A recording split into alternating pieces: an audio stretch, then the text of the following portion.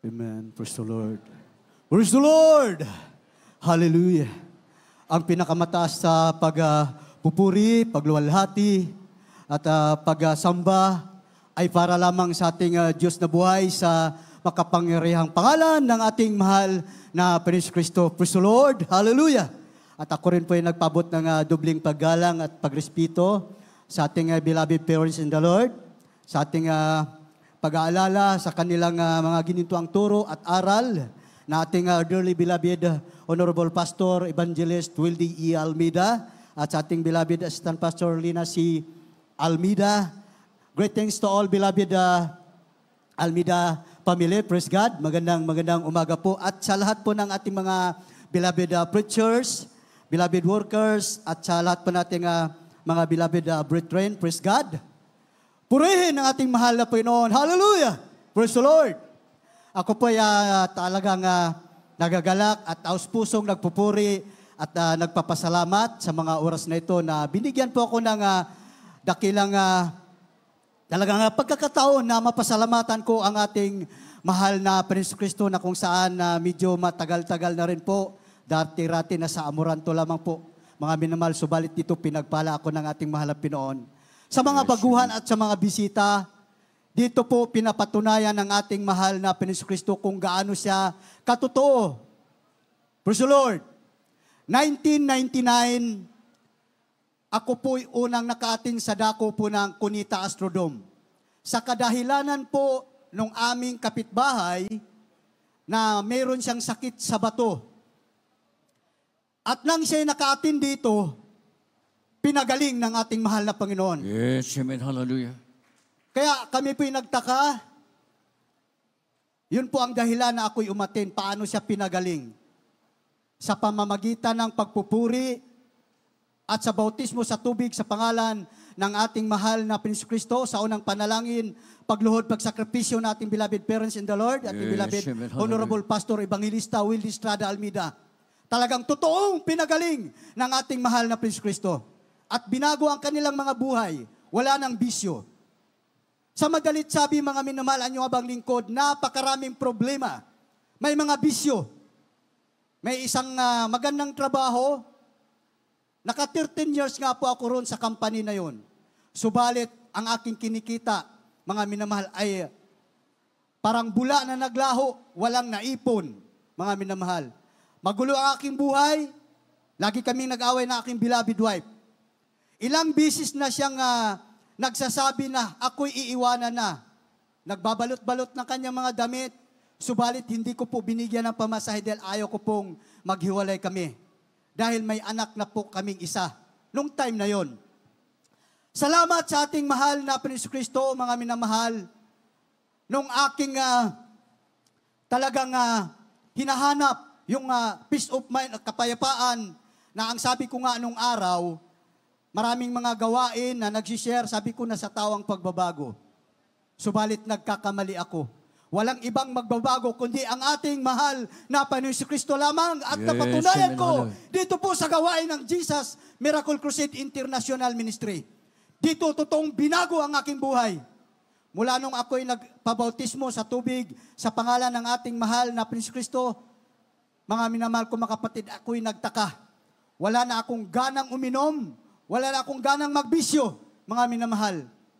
Bumili ako ng Biblia, ako'y nagbabasa sa Biblia, mga minamahal. Totoo, ang pangangaral nating beloved Pastor, Evangelista Wildy Estrada Almeida. Yes, totoo amen, siyang hallelujah. sugo ng ating mahal na Panginoon Kristo.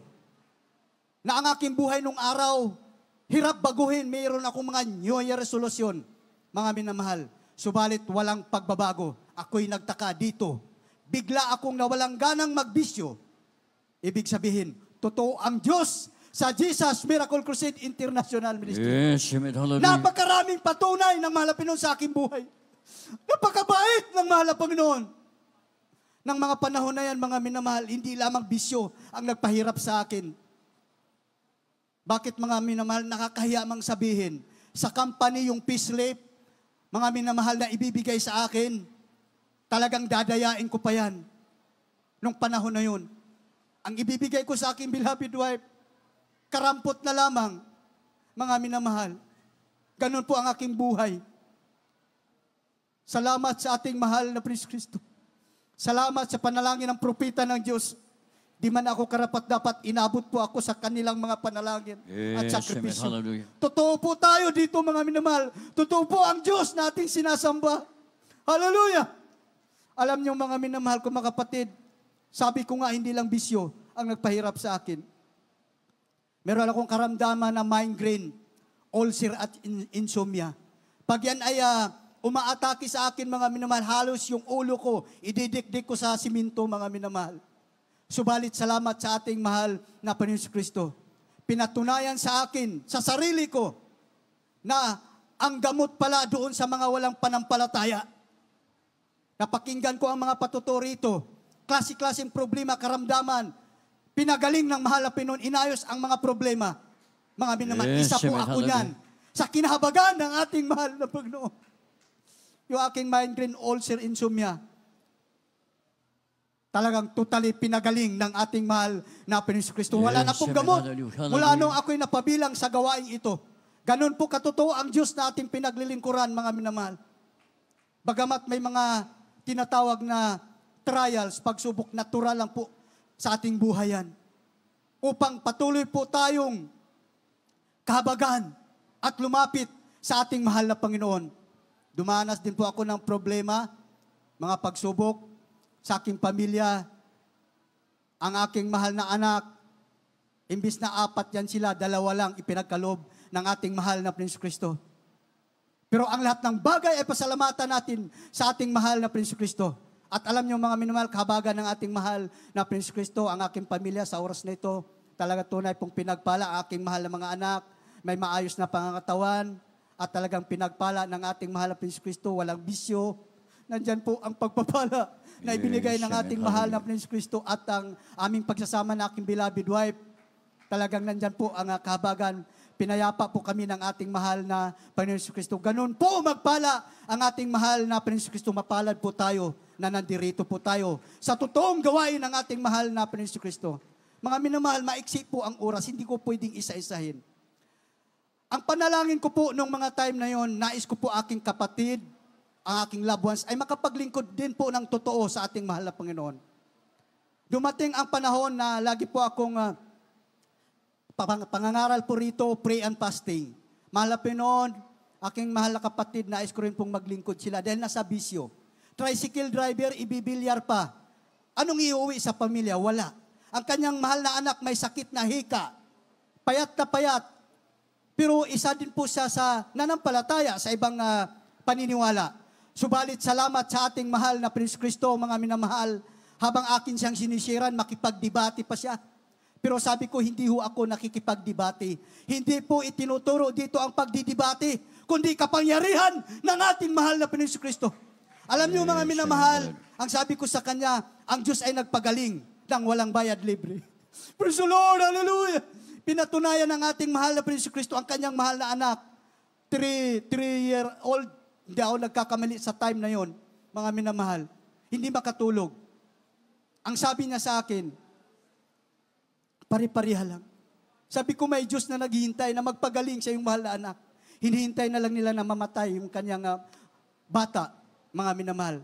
Subalit, grabe ang kapangyarihan ng ating mahal na Panginoon Kristo. Hindi po siya nakuha sa magagandang pananalita o pag-share, kundi bagkos sa kapangyarihan ng ating mahal na Panginoon Kristo. Sa panalangin nating beloved parents in the Lord, totoo po mga minamahal. Ang kanyang sinasabi, kung totoo, ang Diyos na kanyang sinasamba at tinatawagan, yung kanyang mahal na anak patulugin. Mga minamahal, hindi makatulog dahil sa karamdaman. Pinatulog ng ating mahal na Panginoon. Ang sabi niya, dadalo ako. Dumalo siya mga minamahal. Hanggang ngayon mga minamahal, talagang totoong pinagaling ng ating mahal na Panginoon Kristo. Wala na pong hika ngayon. Yes, amen. Nagkaroon na po ng 3 anak. Ganon po katotoo ang Diyos nating pinaglilingkuran, mga minamahal. Talagang grabe ang pagpapala ng ating mahal na Panginoon Kristo. Hindi ko po maisa-isa mga minamahal na kung saan di man po karapat-dapat nasa aking pagpapatuloy sa kabila ng may mga talagang mga pagkukulang o mga hadlang, mga minamahal. Nagsikap po ako mga minamahal na maghayo, mag-share sa bus, sa jeep, maging sa Muntinlupa, mga minamahal. Diyan po ako kinahabagan ng ating mahal na Panginoon Kristo. Kaya mga minamahal ko mga kapatid, Di man tayo karapat dapat lahat po pala tayo gagamitin ng ating mahal na Prince Kristo. Yes, Sabi ko amen, nga hallelujah. po, hanggang doon na lamang po yung akin, patotoo, mag-share. Pero mga minamahal, lahat po pala tayo gagamitin sa iba't ibang kaparaanan. I-share ko po sa inyo mga minamahal sa dako ng Mandaluyong. Ang mga kapatiran po doon, mga minamahal, naglalakad po yan. Walang pamasahe patungo ng Amoranto, mga minamahal. Kitang-kita ko po ang kabutihan, kapangyarihan ng ating mahal na Panginoon. Cherubim Square pa yung kanilang mga anak naglalakad hanggang sa Amoranto. Subalit dumating ang panahon, ang time, mga minamahal, na binigyan sila ng pagpapala ng ating mahal na Prince Kristo. Nagkaroon ng maayos na hanap buhay. Nagkaroon sila ng sasakyan. Totoo po, mga minamahal, ang Yes, pangangaral amen, dito. hallelujah. At experience ko rin po yan.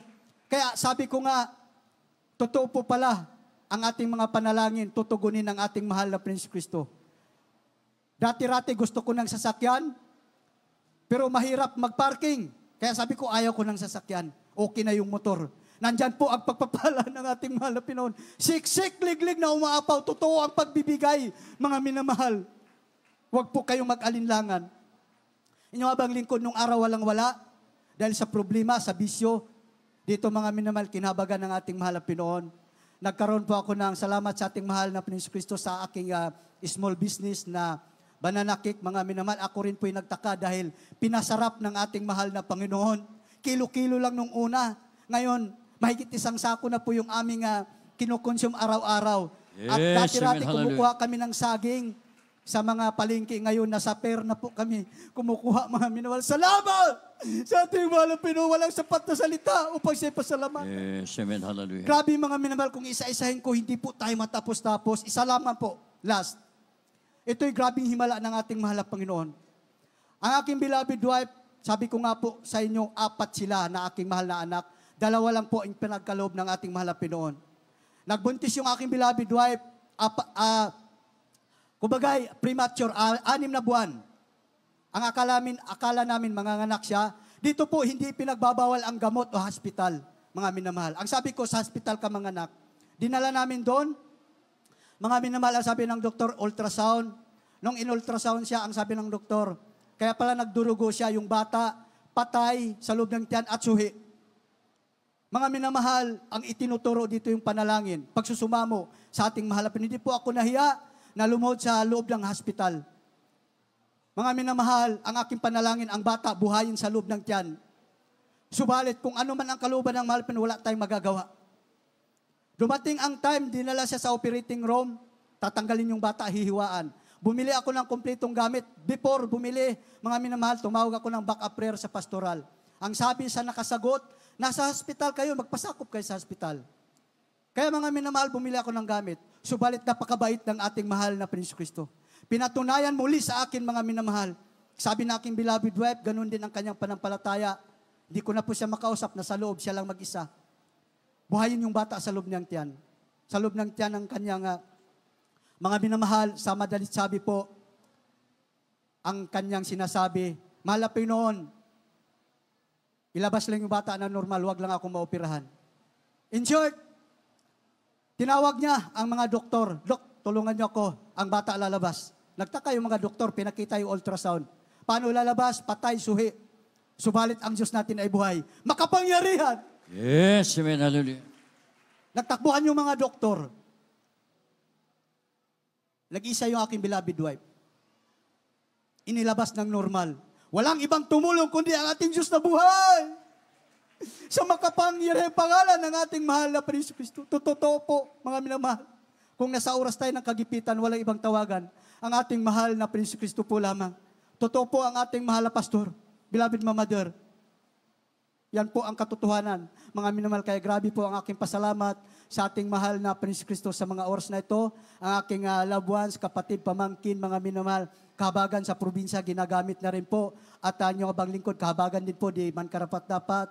Isa po sa katuwang po sa dako po ng Mandaluyong. At pinasalamatan ko rin po, mga minamahal, sa dako po ng Mandaluyong na kung saan ang mga kapatiran po, talagang nandyan po ang kasigasigan na kung saan nagkaroon na po tayo ng service doon, mga minamahal. At itong darating na Sabado, first anniversary na po, mga minamahal, sa gawain po ng ating mahal na Panginoon Kristo, na kung saan how many years na ang Bible study, Subalit ngayon talagang pinagpalang lubos ng ating mahal na Panginoon Kristo ang lahat ng kapurihan, pasalamat, pagdakilat, pagsamba sa ating Diyos na buhay sa makapangyarihang pangalan ng ating mahal na Panginoon Kristo. Amen. Praise the Lord. Amen.